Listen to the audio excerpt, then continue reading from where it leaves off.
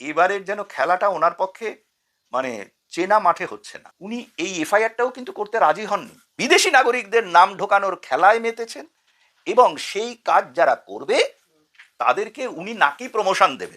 দেখো, ওনার সবচেয়ে বড় মুশকিল হচ্ছে এটার থেকে একটা জিনিস বোঝা যাচ্ছে যে উনি এখন এসআইআর এবং নির্বাচন কমিশনকে ভয় পাচ্ছেন।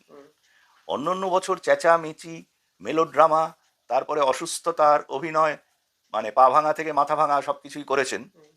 কিন্তু এবারের যেন খেলাটা ওনার পক্ষে মানে চেনা মাঠে হচ্ছে না।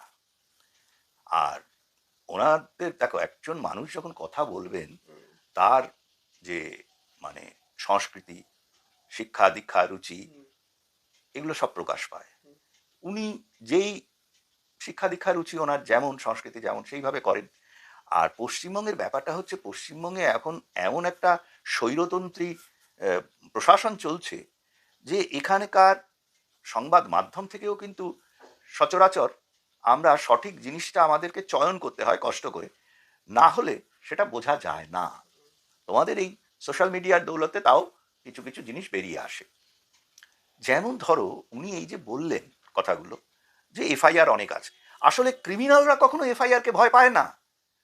সাধারণ মানুষ, ল অ্যাবাইডিং সিটিজেন, তারা এফআইআর কে, ফার্স্ট ইনফরমেশন রিপোর্টকে ভয় পায়। ক্রিমিনালরা তো ভয় পায় না। উনি কেন পাবেন? উনি কি উনি জানেন, আমি বলছি না কিছু। আর দ্বিতীয় আর একটা কথা বলি, উনি এই এফআইআরটাও কিন্তু করতে রাজি হননি এবং ওনার চিফ সেক্রেটারিকে যখন দিল্লিতে কল করে পুরো সংবিধান দেখিয়ে বলা হলো এফআইআর করতে, এবং তারা যখন শতপ্রবৃত্ত হয়ে অফিসারদের সাসপেন্ড করলো, তখন ওনার চিফ সেক্রেটারি ব্যাপারটা উপলব্ধি করতে পেরেছেন, নন্দিনী চক্রবর্তী, এবং তারপরে এফআইআর করা হলো। তো এখনো কিন্তু মমতা দেবীর মাথায় এটা ঢোকেনি আমার মনে হয়। তার কারণ উনি এখনো এফআইআর, ওই সাসপেনশন, মানে উনি মনে করছেন এই সাসপেনশনটা তো হয়েছে ওই এসআইআর এর কাজের জন্য। এবং উনি, আমি শুনলাম উনি বলছেন যে তারা এই নির্বাচন কমিশনের কাজ করবে না, অন্য কাজ করবে। আবার তিনি বলেছেন এদেরকে পরে আমি প্রমোশন দিয়ে দেবো। এটার দ্বারা প্রমাণ হলো উনি বেআইনিভাবে এসআইআরে ভারতীয় নাগরিকদের নাম না ঢুকিয়ে বিদেশি নাগরিকদের নাম ঢোকানোর খেলায় মেতেছেন এবং সেই কাজ যারা করবে তাদেরকে উনি নাকি প্রমোশন দেবেন। ব্যাপারটা কিন্তু ওনার পিতৃদেবের রাজত্ব, উনি সেখানে সুলতানা রিজিয়া নন। উনি ভারতবর্ষের একটি অঙ্গরাজ্যের ভারতীয় সংবিধান দ্বারা স্বীকৃত একজন মুখ্যমন্ত্রী। উনি মুখ্যমন্ত্রীর পাওয়ার লিমিটেশন দুটো সম্পর্কেই অসচেতন, এক। দ্বিতীয়ত বোঝাই গেল, আমি প্রথমেই যেটা বললাম যে উনি খুব ভয় পেয়েছেন, কিন্তু পরে যখন জানলেন যে দুজন ডব্লিউবিসিএস অফিসার সহ 7 জনকে সাসপেন্ড করা হয়েছে এবং তাদের চাকরি থেকেও সরিয়ে দেওয়া হচ্ছে, উনি ভাবছেন আমি চাকরির থেকে না সরালে কি করে হবে। আমি বলতে চাই, একটা পশ্চিমবঙ্গ সরকারের অ্যাপয়েন্টমেন্ট কিন্তু ওনার সইতে হয় না। উনি অ্যাপ্রুভ করতে পারেন রেকমেন্ডেশন যেটা আসে, এবং ultimately governor is please two appoint, এইভাবে থাকে। এমনকি ডিসমিসাল, সাসপেনশন সবই governor is please two dismiss, governor is please, governor সবসময় প্লিজড হন। এই সাংবিধানিক যে প্রক্রিয়াগুলো, এটা ওনার জানা নেই। এবং ওনার এও জানা নেই যে এইসব করার অধিকার কিন্তু কোনো মুখ্যমন্ত্রী বা মন্ত্রীর নেই। মন্ত্রিসভার খালি আইন বা নীতি নির্ধারণের তাদের ভূমিকা আছে। উনি নিজেই সবকিছু করে সুলতানা রিজিয়া হয়ে গেছেন। উনি তো মানে কোনো সংবিধান মানেন না, কোনো মানে ভারতীয় ন্যায় সংহিতাও উনি জানেন না, পড়েননি। উনি বলছেন আমি প্রমোশন দেবো। এই যে প্রমোশন দেবো কথাটা না, এখন বিরোধীরা বা পরবর্তী প্রশাসন, মানে ভোট পরবর্তী প্রশাসন কিভাবে চালাবে সেটা জানি না। যদি উনি থাকেন, যদি পরবর্তীকালে তাদের প্রমোশন হয়, এই একটি কারণে কিন্তু তাদের প্রমোশন আটকে যেতে পারে, মানে মমতা বন্দ্যোপাধ্যায়, হ্যাঁ, মমতা বন্দ্যোপাধ্যায়ের কথার জন্য। কারণ ইয়েস, ওই প্রমোশনটা কতটা যৌক্তিক কতটা অযৌক্তিক তখন বিচার্যের মধ্যে ওনার হুমকিটা চলে আসবে। উনি যে বললেন, এবং উনি দেখো একটা জিনিস, উনি ভয় পেয়েছেন তাতে বোঝা যাচ্ছে যে সংবিধান অনুযায়ী আমাদের যে ইলেকশন কমিশনের কাজ, ইলেকশন কমিশন করছে। ওনার চটিচাটা মাধ্যমগুলো প্রচার করেছিল উনি নাকি বিশাল সওয়াল করেছেন সুপ্রিম কোর্টে গিয়ে। উনি কিন্তু নিজে সুপ্রিম কোর্টে কোনো কালো কোট পরে যাননি, কালো কোট পরে সুপ্রিম কোর্টের বাইরে ফটো তুলেছেন, সেটা ঠিক, এবং সংবাদ মাধ্যমগুলো ওই ফটোটা দেখাচ্ছে। তো এইরকমই ব্যাপার, ওই অ্যাক্টিং করে না তোমার নায়ক নায়িকারা একরকম, ওই রকম। এবং সুপ্রিম কোর্টে যে লাইভ যে সেদিন সওয়াল হচ্ছিল সেখানে আমি দেখেছি উনি সওয়াল জবাবটাকে ওখানে ডিসরাপ্ট করে বলছেন মাই লর্ড, হ্যাঁ, অ্যাজ এ কমন ম্যান আমি বলতে চাইছি এরকম কিসের। এবং আমাদের মাননীয় চিফ জাস্টিস ওনাকে ইন্ডিকেট করে দিলেন যে আপনার লয়াররা তারা যথেষ্ট প্রাজ্ঞ, নাম করে বললেন যে তারা সওয়াল করছেন, আপনার তো এখানে সওয়াল করার কথা না, আপনি এখন থাকুন বসে। তখন বলছেন with his permission I am saying this. এরকম একটা অসভ্য, মানে কোর্টে কি বলবো, যে কোর্টকে বাধা দানকারী মহিলা, যিনি সংবিধান মানেন না, তিনি আইন মানেন না, ডেকোরাম মানেন না, কিছুই মানেন না।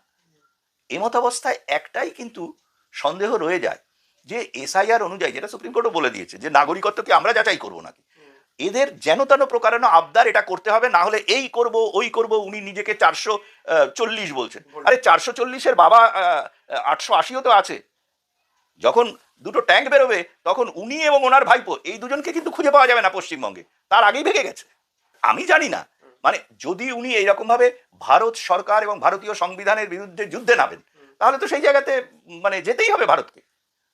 আজকে যদি উনি এই যে উনি যেটা করছেন জয় বাংলা, তারপরে উনি জয় বাংলা লোগো দিচ্ছেন সরকারি এতে তোমার নথিতে, হ্যাঁ, এরপরে উনি বলতেই পারেন যে জয় বাংলা আমি মানি না, আমি বাংলার মুখ্যমন্ত্রীটা প্রধানমন্ত্রী হতে কতক্ষণ সময় লাগে বা প্রেসিডেন্ট হতে কতক্ষণ সময় লাগে।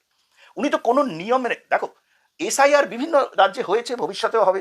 এইভাবে পরপর লোককে সাসপেন্ড করা এবং সাধারণ মানুষের মনে যেরকম ভয় ধরানো হচ্ছে, দেখো কিরকম ভাবে ওনার মিডিয়া, ওনার যে চটি চাটা মিডিয়া, উনি বাধ্য করেছেন মিডিয়াগুলোকে, না হলে বড় মিডিয়া হলেও বন্ধ করে দেবেন উনি পশ্চিমবঙ্গে, তারা চালাতে পারবে না। তো তাদের প্রচারের ধরনটা দেখো, কত কত লোক নাকি এসআইআরে কল করার জন্য মারা যাচ্ছেন। কেন কি সেখানকার লাইনে কত কষ্ট হচ্ছে, কেন কি সেখানকার লাইনে কত কষ্ট হচ্ছে। আরে তার থেকে তো বেশি লোক যুব সাথীতে লাইন দিচ্ছে, লক্ষ্মীর ভান্ডারে লাইন দিচ্ছে, কই সেখানেও তো কেউ একজন অসুস্থ হয়ে মারা গেছে বলে এমন কোনো সংবাদ মাধ্যমে আমরা দেখিনি। এ কি অদ্ভুত খেলা!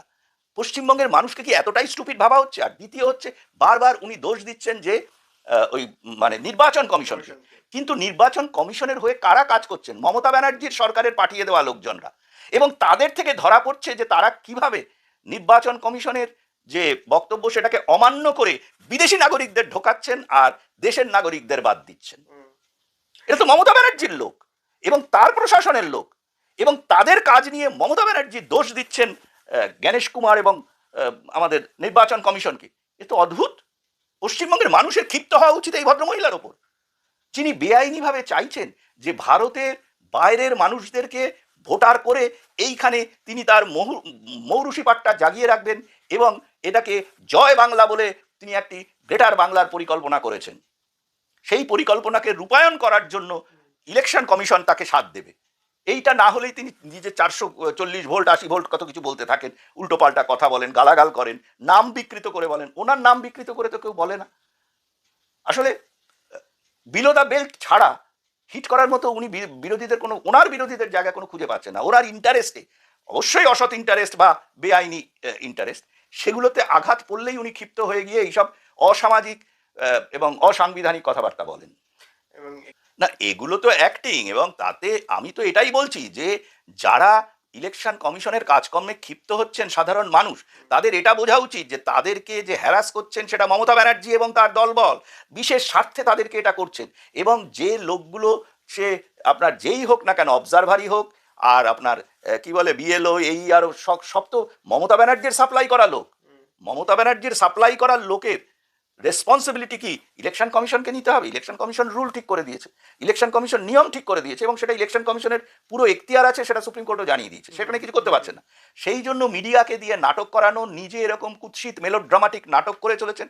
এটা আমি জানি না, যদি এইভাবে মমতা ব্যানার্জি সাকসেস পায় তাহলে ভবিষ্যতের বাংলা, তখন তো আর পশ্চিমবাংলা থাকবে না, ভবিষ্যতের বাংলা কিন্তু মানে জম্মু কাশ্মীরের যে গত 1989 থেকে 2014-15 অবধি যে অবস্থায় গিয়েছিল, সেই তার থেকেও কিন্তু খারাপ অবস্থা হবে।